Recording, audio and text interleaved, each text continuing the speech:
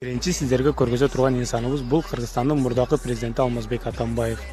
Бул видеодо Россиянын президенти Путин менен болгон жолугушуулардын биринде Алмазбек Атамбаев гимн ыры башталганда оң колун көкүрөгүнө коюп алган. Бирок бул жерде эң кызыгы бул гимн Кыргызстандын гимни эмес болчу.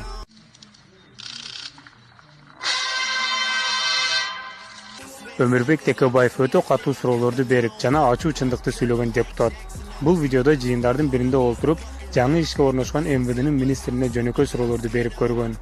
Бирок МВДнын министри Исраилов Улан бир да суроого жооп бере албай, түз эфирде уят болуп, ыңгайсыз абалда калган.